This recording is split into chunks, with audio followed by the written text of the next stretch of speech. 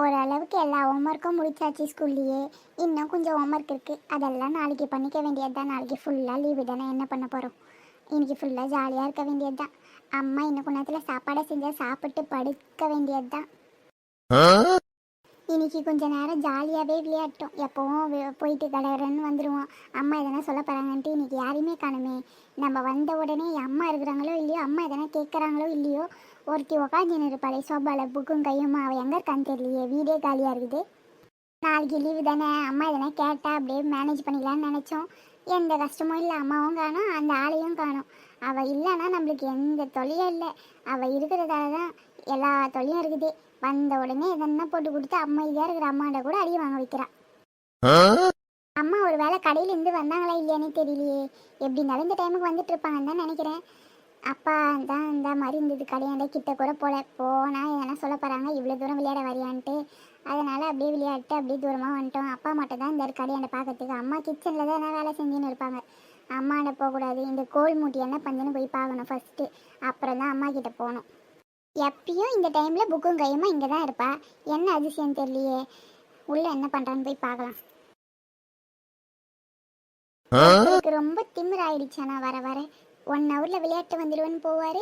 இன்னைக்கு இன்னும் அழக்கானமே, அம்மாண்ட போட்டு கொடுத்து அடி வாங்க வைக்கலாமா? இன்னும் கொஞ்ச நேரம் பார்க்கலாம். அப்புறம் கரெக்டாக நம்ம போட்டு விடுவோம் வந்துட்டானா நம்மள தான் 4 போடுவான். இன்னும் கொஞ்ச நேரம் வரலன்னா அப்புறம் போய் நைஸாக போட்டு கொடுத்துட்டு உள்ளே வந்து பார்த்துக்கணும். இல்லைனா அப்புறம் நம்மள அடிப்பானா, நீ தான் சொல்லி கொடுத்தன்ட்டு. எப்படியோ வந்துட்டு இருக்கிறானே இவன். நாண்ட நம்ம தூங்குற மாதிரி ஆக்ஷன் பண்ண, இல்லைனா பெட் மேலே ஏந்திரி நான் படுக்கணும்னுவான். கனி கனி கனி, என்னடா இது பொறுமையாக கூப்பிட்டாவே ஏந்து கத்துவான். நம்ம காதா கண்ட போய் இவ்வளோ சவுண்டாக கத்தினுக்கிறோம், அமைதியாக இருக்காளே. அப்போ இவ தூங்கலை, ஆக்ஷன் தான் பண்ணுறா. இவ வேற அம்மா கிட்ட நம்மளை பற்றி எதனா போட்டு கொடுத்தாலா இல்லையான்னு தெரியலையே. அது எப்படியானா டெஸ்ட் பண்ணணுமே. சரி பார்க்கலாம் எதனா பண்ணி. கனி கனி, எதுக்கு தூங்கும் போது சும்மா கத்திட்டு இருக்க? என்னதான் பிரச்சனை உனக்கு சொல்ல? இல்லை கனி, அம்மா கூப்பிட்டா மாதிரி இருந்துச்சு, அதனால தான் கூப்பிட்டேன். அம்மா கூப்பிட்டா எனக்கு கேட்கும் காது, உனக்கு ஒன்றும் கேட்கல. ஒழுங்காக போயிடு. இவ்வளோ நேரம் எங்கே போய் பொறுக்கிட்டு வந்து இப்போ வந்து என்னை ஏப்பின்னு இருக்க, என்னால் ஏந்துக்க முடியாது. ஓ, அம்மா கூப்பிட்டா கேட்கும், நான் கூப்பிட்டா கேட்காதா? அப்போனா நடிச்சுன்னு இந்த இவ்வளோ நேரம் நான் வரேன்ட்டு பெட்டு மேலேருந்து ஏந்துக்க சொல்ல போறேன்ட்டு தானே நடிக்கிறேன். ஆமாம், இவர்கிட்ட நடித்தா இவர் ஆஸ்கார் அவார்டு கொடுக்க போகிறாரு, அதனால இவர்கிட்ட நடிச்சுன்னு இருக்கிறாங்க. ஒழுங்காக ஓடிடு, கடுப்பேத்தாது என்ன. கனி கடைசியாக கேட்குறேன், ஏந்துப்பியே ஏந்துக்க மாட்டியா இப்போ? நீ கடைசியாக கேட்டாலும் பரவாயில்ல, கன்றாவியாக கேட்டாலும் பரவாயில்ல, என்னால் ஏந்துக்கவே முடியாது. என்ன பண்ண முடியுமோ பண்ணிக்கோ. கனி எப்பயும் நான் தானே படுப்போம், இப்போ என்ன உனக்கு? தான் நீயே சொல்கிற எப்பயும் நான் தான் படுப்பேன்ட்டு. இப்போ நான் தான் படுப்பேன், என்னால் ஏந்துக்க முடியாது. எவ்வளோ வீடு, எவ்வளோ பெரிய வீடு இருக்க, எவ்வளோ காலியாகுது தரையெல்லாம் போய் படா. நீ யாரை பார்த்து தரையில் படுன்ற? என்னாலலாம் படுக்க முடியாது, நீ வேணா போய் படு. டேய் ஒழுங்காக போயிடு, எனக்கு கடுப்பேத்தாத. முதல்ல நான் யார் உனக்கு வாடா போடான்னிட்டு இருக்க? ஒரு அண்ணன்ற மரியாதை கொஞ்சம் கூட இருக்கு இல்லை உனக்கு? ஆனால் இது அம்மா கிட்டே சொல்கிறேன் போய்.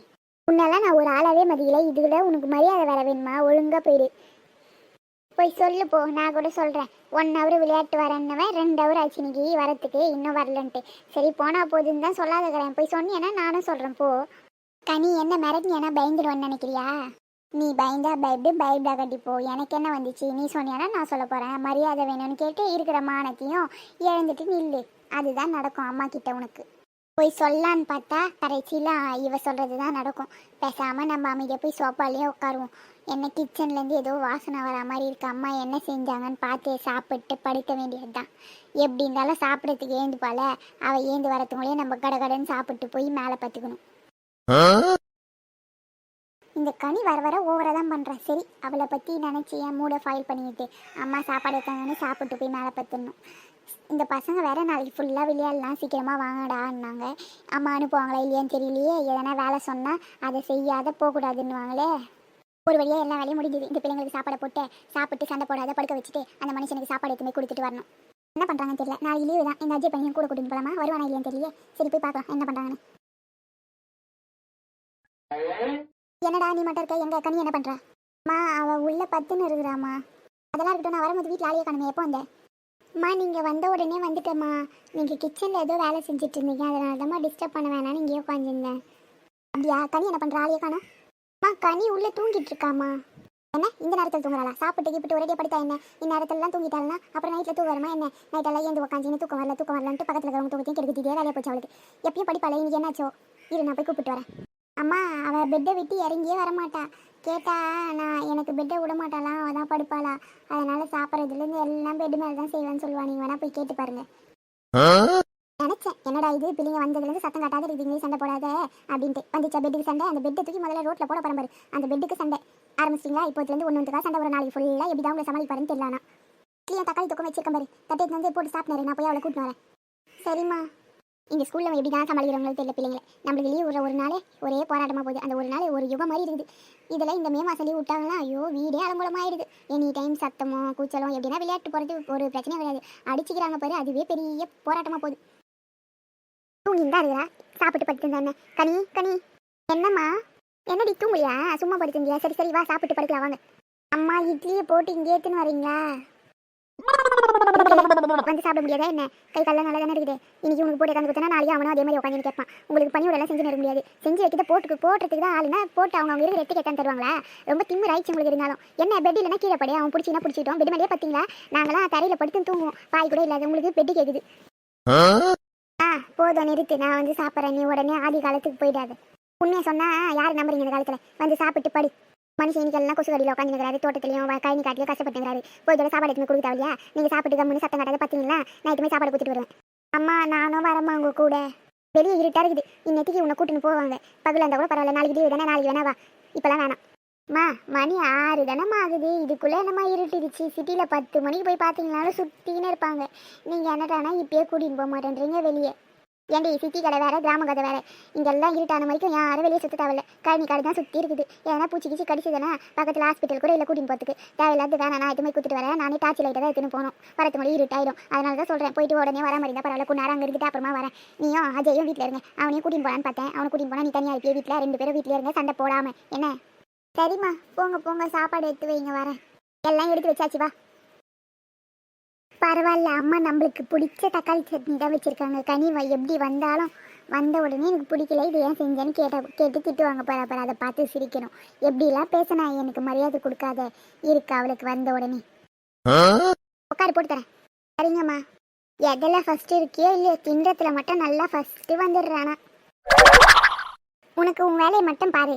நான் ஃபஸ்ட்டு சாப்பிட்டாலும் உன்ன மாதிரி 10 இட்லி ஒன்றையும் சாப்பிட மாட்டேன். பாருங்கம்மா 10 இட்லி சாப்பிட்றேன்னு கிண்டல் பண்ணின்னு இருக்கிறான். அஜய் சாப்பிடும் போது என்ன வாயை மூடிட்டு சாப்பிடு.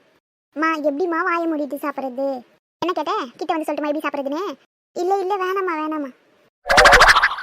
என்னம்மா இது எனக்கு பிடிக்காதே செய்யறியம்மா, ஏம்மா இதை செஞ்ச? ஏன்னா சட்னி அரைக்க வேண்டியது தானே. ஏண்டி வந்த உடனே கரண்ட் இல்லை, மிக்சியில் சட்னி அரைக்கலான்னு பார்த்தாக்கா, சரி அதுதான் தக்காளி தொக்க வைக்கலான்னு வச்சேன். ஆமாம்மா உனக்கு சட்னி அரைக்கிறதுக்கு கரண்ட் இருக்காது, இப்போ மட்டும் இல்லையா? என்னமோ போங்க நீங்கள், அப்படியே பையனுக்கு பிடிச்சதையே செய்யுங்க. என்ன கனி நீ இப்படியெல்லாம் சொல்கிற? நேற்று அம்மா உனக்கு பிடிச்சதானே செஞ்சாங்க, காலையிலேயே உனக்கு பிடிச்சதானே செஞ்சாங்க. இப்போ கரண்ட் இல்லைன்னு தான் என் சட்னியை அடிச்சிருக்காங்க, தக்காளி சட்னியை வச்சுருக்காங்க. இல்லைனா உனக்காக சட்னியை தான் அடிச்சிருப்பாங்க. உனக்கு பிடிச்சது தான் அம்மா பார்த்து பார்த்து செய்கிறாங்க. நீ என்னடானா இப்படி பேசுறியே?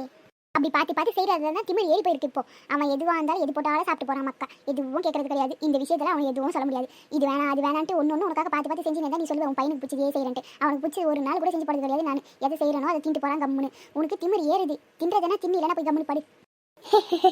இப்போதான் கொஞ்சம் நிம்மதியாக இருக்குது. ஒழுங்காக சாப்பிட்டு எல்லாத்தையும் எடுத்து வச்சுட்டு படுங்க கம்முன்னு. வரும்போது சத்தம் கட்டாத படுத்து தூங்கி இருக்கணும் 2 பேரும். எதனா சத்தம் கேட்டுச்சுன்னா வெளுத்துருவோம் 2 பேரையும். நாளைக்கு ஃபுல்லாக சத்தம் கட்டாத இருக்கணும். இல்லைனா ஒருத்தர் வீட்டில் வேலை செய்யுங்க, ஒருத்தர் போய் கடையில் வேலை செய்யுங்க. இதுதான் நடக்கணும். சும்மா எப்போ பார்த்தாலும் சண்டை. மண்டையை போடணுங்க 2 பேரும். மண்டை மாதிரியே 4 போட்டால் தான் அடங்குவீங்க. போய் சாப்பாடு எடுத்துன்னு போய் கொடுக்குறவங்க அப்பாக்கு நீங்கள் சாப்பிட்டு எடுத்து வச்சுட்டு படுக்கணும். அப்படியே இருந்துச்சு போடுவேன். நாள் நிம்மதியாக இருக்குதாடா. இது தானே இல்லாதெல்லாம் ஏற்றி விட்டேன். கொட்டினே போய் படு நிம்மதியாக. கனி நான் உண்மையை தான் சொன்னேன். என்ன இப்போ என்ன நான் சொன்னேன்? நீ சாப்பிடாதே போப்பாரு. நல்லா கொட்டின்னு தானே போப்பாரு. நல்லா வயிற்று ரொப்பிட்டு பொறுமையாக போ, ஒரு அவசரமும் இல்லை. என்ன ராணி பிள்ளைங்க மேலே பச்சின்னு இருக்கிறாங்களா? அதை தான் சொன்னேன் நானே. மேலே படிக்கிறாளுங்க என்ன பண்ணுறாங்களோ அது அவளுங்களுக்கு தான் தெரியும். சாப்பாடெல்லாம் செஞ்சுட்டேன், இருங்க குரல் கொடுக்குறேன். சாப்பிட்டு படுக்கட்டும். நாளைக்கு லீவு தான், துணியை துவைக்க கூட்டு போகிறேன். படிக்கிறீங்க சரி படிக்கிறேன்ட்டு போனாலுங்க. கொஞ்சம் நேரம் இந்த கோழி கூட விளையாட்டு. சரி இருங்க குரல் கொடுக்குறேன், வருவாளுங்க.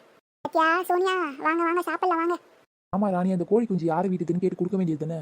யாருன்னா கேட்டால் கொடுக்கலாம் தான் பார்த்தேன். யாரும் கேட்கல. எங்கே எடுத்துன்னு போய் கேட்குது? நம்ம எங்கே தூக்கி அந்த போச்சு தெரியலையே. அதுக்கு நான் அந்த கோழி குஞ்சுக்கு ஐஸ் கெட்டியாக இருக்குது. இல்லைனா அது நெத்திக்கு காக்கா வயிற்றுல போயிருக்கும். வயிற்றுலேருந்து வெளியே கூட வந்துருக்கும். நெத்தி தின்னு ஜீர்ணம் கூட ஆகிட்டுருக்கும். அதுக்கு நான் ஐஸ் கெட்டியாக இருக்குது. என் கண்ணில் மாட்டி நம்ம வீட்டில் எடுத்துட்டு போங்க.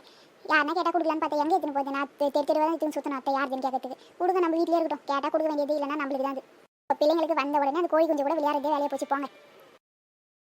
என்னப்பா சீக்கிரம் வந்துட்டீங்க போல? ஆமாம்மா, நாளைக்கு சண்டே லீவு தான். இன்னைக்கு சீக்கிரம் ஒர்க்லாம் முடிஞ்சிச்சு, அதனால தாம்மா வந்தேன். சரி சரி, எங்கே சோனி வந்துட்டாளா? உட்காருங்க, சாப்பிடல எல்லாரும். ஏண்டி வந்து கீழே உட்காரன், எதுக்கு அது மேலே ஏறி உட்காந்துன்னு இருக்கிற? மா போடுமா நீ சாப்பாடு, எங்கே உட்காந்தானே? சாப்பாடுக்கு மரியாதையே இல்லாத போச்சு. சப்பாங்களை போட்டுட்டு சாப்பாடை வணங்கி குனிஞ்சு சாப்பிடணும், அதான் சாப்பாடு கொடுக்குற மரியாதை. மனுஷங்களுக்கு தான் இந்த காலத்தில் மரியாதை கொடுக்க மாட்டேன்றீங்க, பெத்த அம்மா அப்பாவுக்கு தான் மரியாதை கொடுக்க மாட்டேன்றீங்கன்னு பார்த்தா தின்ற சோத்துக்கு கூட மரியாதை கொடுக்க மாட்டேன்றீங்களே நீங்கள். மா சரிம்மா, கீழே உட்கார, நீ தயவு செஞ்சு சாப்பாடு எடுத்து வச்சிருமா. ஏன் சொன்னி அதான் திட்டுறாங்களா, கீழே தான் உட்காரேன்.